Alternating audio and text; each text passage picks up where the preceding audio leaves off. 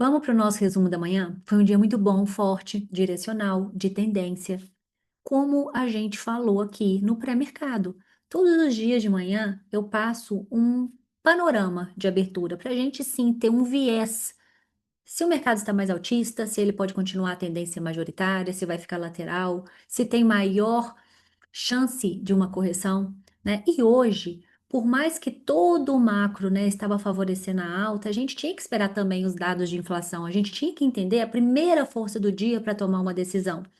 E o que que é a grande questão? Assim que o mercado abriu hoje, ele já abriu com uma barra de força muito grande, com muito volume financeiro, né? Exatamente na região de máxima do dia anterior.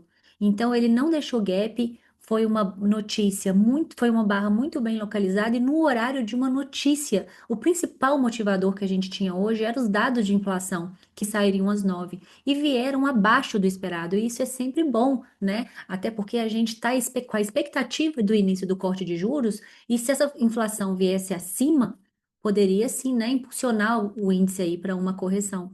A questão é, quando a gente percebeu que essa força do início do dia ela foi confirmada, né, e que a descida foi fraca de correção, com pouco volume, fazendo padrões naturais e saudáveis de correção, como é quando ele faz uma correção num ângulo assim, num ângulo que corrige até as médias, ele faz duas perninhas de correção, ou ele busca as regiões de ouro, a região de preço justo, região de Fibonacci, onde muita gente entra ali, né?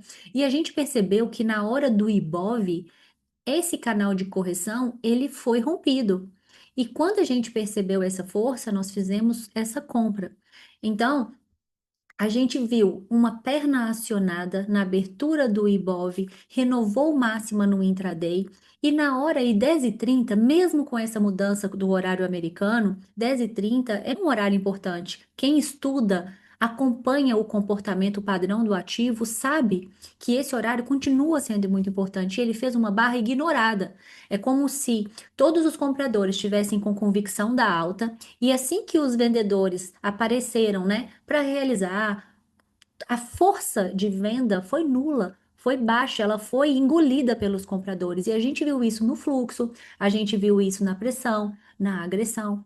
Então, quando a gente percebeu esse padrão, o que que a gente faz? A gente acionou duas projeções de Fibo, tanto da última perna do dia anterior, como da perna do intraday. E a gente viu o quê? Confluências. Quando a gente percebe projeções do macro com o micro, quando a gente percebe regiões importantes para o preço que os big players gostam, como números redondos, como a região aí de 160 mil, 1%, 1,5%, e a gente foi percebendo que muitos players estavam olhando para o mesmo lado, a gente conduziu essa operação até o fim da tendência. Vimos o primeiro alvo, o segundo alvo, e quando chegou, gente, na região de 1,5%, que é como se o preço já tivesse muito expandido, bem 11,5 e na hora do mercado americano, a gente sentiu sim, pelas forças da barra, pelo volume, uma exaustão do movimento. Tá? Então a gente ajustou o stop nessa região, conduzimos pela média de condução e assim que rompeu,